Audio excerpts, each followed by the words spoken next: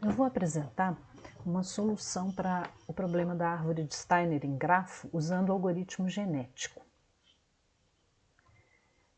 A solução está nesse artigo que eu busquei na literatura na revista Networks de 1995, do autor Esbensen, e ele calcula as soluções para o problema de Steiner em grafo usando algoritmos genéticos. Ele consegue calcular uma solução bem perto do ótimo.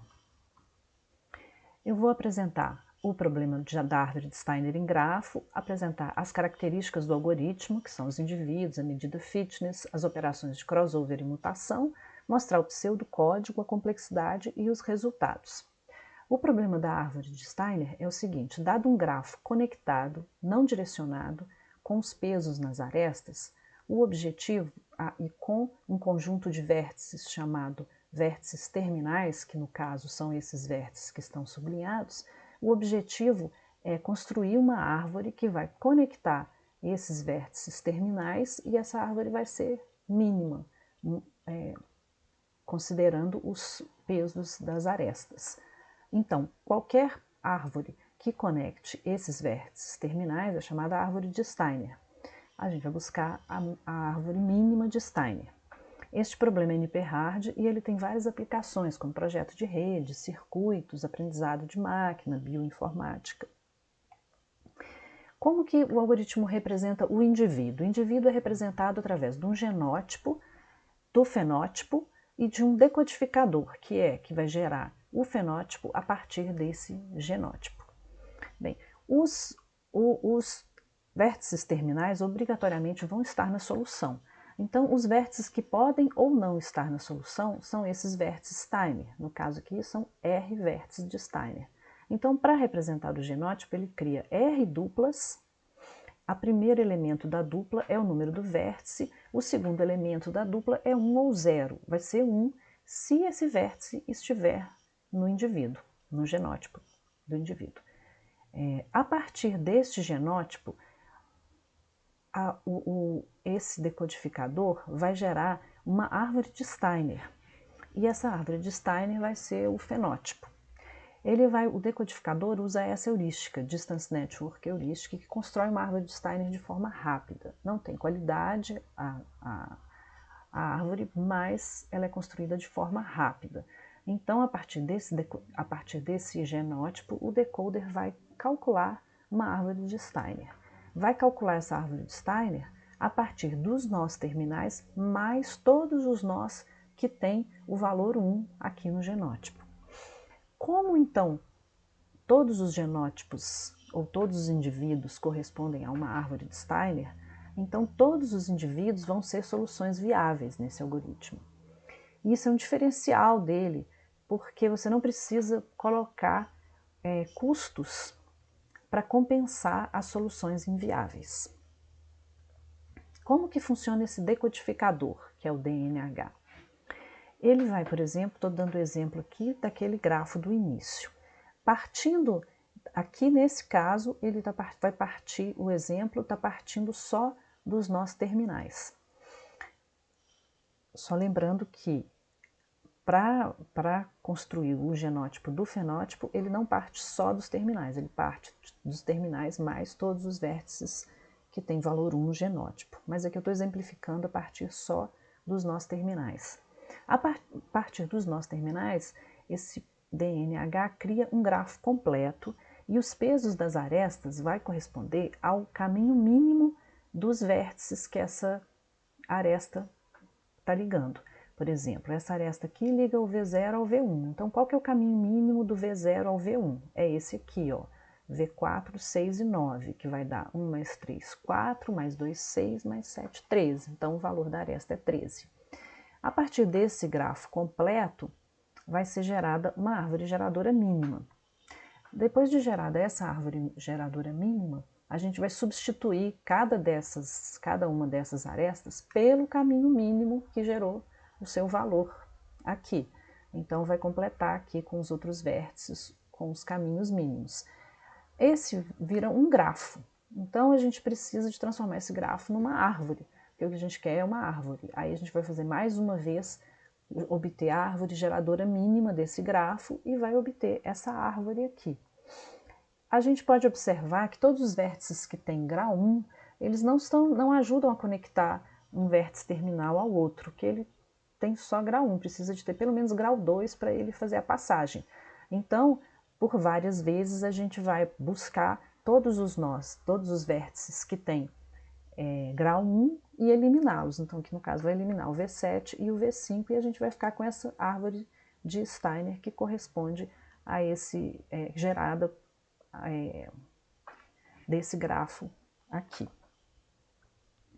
A medida fitness, ela é calculada em cima da população.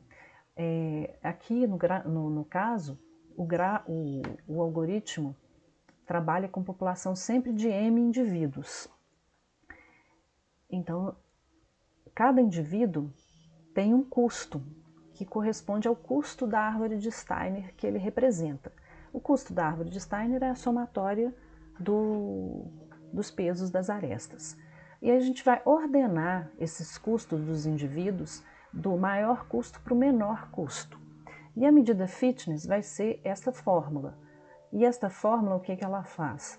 Se você pega um indivíduo, por exemplo, que tem um custo muito baixo, ele está com M-1, né? Então, ele vai gerar aqui nessa fórmula o valor 2, e que é o valor máximo. Então, um indivíduo com um custo baixo vai ter uma medida alta. E, além disso, essa medida fitness vai variar de 0 a 2, então isso é importante para controlar a variância desses valores de medida. A operação de crossover, ela é o seguinte: dado 2 pais, a gente vai usar o operador crossover para gerar 2 filhos, aqui no caso C e D.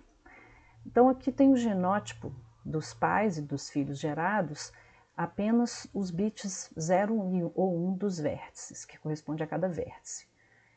Então, como que vai fazer essa operação? Vai escolher um ponto randomicamente, uma posição randômica dentro dos vértices do genótipo. Então, vamos dizer que essa posição seja aqui, ó, a partir da posição 6, a gente vai dividir em 2 grupos. Aqui são os primeiros 5 bits do pai, aqui são a partir do 6º bit até o final. Então, a gente vai fazer isso para os 2 pais e vai gerar os 2 filhos. Como que gera os 2 filhos? O primeiro filho vai ser gerado com o lado aqui, ó, esquerdo do pai A e o lado direito do pai B. O segundo filho vai ser o lado esquerdo do pai B e o lado direito do pai A. Assim a gente vai gerar 2 indivíduos diferentes a partir desses pais. A operação de mutação, ela vai inverter cada um dos bits ali do genótipo com uma probabilidade dada. E a operação de inversão, ela não mexe nos bits, mas ela faz uma reordenação dos pares. Essa operação é importante para a próxima operação de crossover. E então os bits não são alterados, né? Só a ordem aqui que os vértices aparecem é que é modificada. Então, dadas essas características, a gente pode passar agora o pseudocódigo. Antes de entrar no algoritmo mesmo genético, ele faz uma redução do grafo para diminuir o tamanho, porque tem vários. A gente pode fazer redução tirando vértices que não são necessários, né? Que não vão fazer diferença na solução. Depois dessa redução, que são 4 operações de redução, ele entra realmente no algoritmo genético, que é, em primeiro lugar, ele vai gerar uma população, vai gerar randomicamente uma população inicial de M indivíduos. Vai então avaliar essa população usando aquela medida fitness que eu apresentei. Né? E aí vai pegar o quê? Vai pegar o melhor indivíduo que tem a maior medida fitness e vai colocar em S. Tendo essa população inicial, vai repetir esse loop aqui várias vezes, e cada vez que repete esse loop, vai ser gerada uma nova população. Como que vai ser feito isso? Primeiro vai pegar uma população vazia, né? E vai repetir N sobre 2 vezes, vai selecionar randomicamente 2 pais da população dos pais, que é a população corrente, vai fazer o crossover gerando 2 filhos. E vai acrescentar nessa população, vai acrescentar os 2 filhos nessa população N aqui. E vai fazer uma avaliação da população, vai juntar a população atual com os filhos com a população dos pais. Vai juntar essas 2 populações, vai fazer uma avaliação com aquela medida fitness e vai reduzir para ficar com M indivíduos só. Vai pegar os M melhores indivíduos dessa população. Depois vai usar a operação de mutação e de inversão com aquela probabilidade, com uma probabilidade randômica dada. Depois vai fazer uma nova avaliação e pegar o melhor.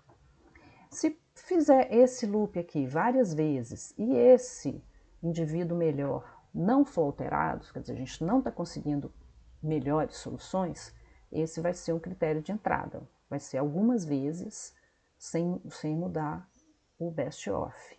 Ou se a média da população, do valor da população, também continuar a mesma por várias repetições, também vai ser um critério de parada. No final, então, depois de geradas várias gerações, cada geração vai ter um melhor indivíduo, melhor ou igual indivíduo. No final, nós vamos ter o melhor indivíduo do algoritmo, e aí vai fazer uma última otimização nesse melhor, e ele vai ser a solução de saída do algoritmo. Essa última otimização é uma sequência de mutações para melhorar a solução. Bem, esse algoritmo é complexidade de N3, foram testados grafos aqui, 2.500 vértices, 62.500 arestas.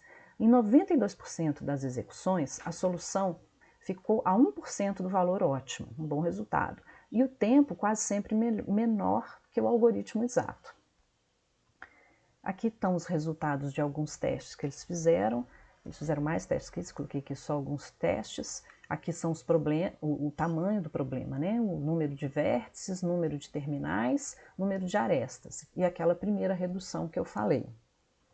E aqui os resultados. A partir dessas entradas, a gente tem, cada entrada tem lá o seu custo ótimo, que foi calculado por meio de dois algoritmos exatos, o Brentkut 1 e o Brentkut 2, que deu esse resultado ótimo. Aqui comparou também com uma outra heurística, e aqui é o resultado do algoritmo que eu estou apresentando, que é o GeneCT algoritmo, né? Então aqui a gente pode ver que a maioria das vezes ele consegue exatamente o resultado ótimo.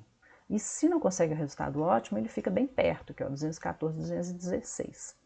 Para ver o quão perto fica do ótimo, ele faz esse cálculo do erro relativo, que é 100 dividido por C, 100 vezes C dividido por C ótimo menos 1, e calcula esse erro relativo aqui, que a gente pode ver que poucas vezes dá mais do que 1%. O custo fica a 1%, quase sempre a 1% do custo ótimo. Ele faz esse mesmo cálculo para essa outra heurística. E o tempo aqui, a gente tem o tempo dos dois algoritmos exatos e o tempo desse algoritmo genético.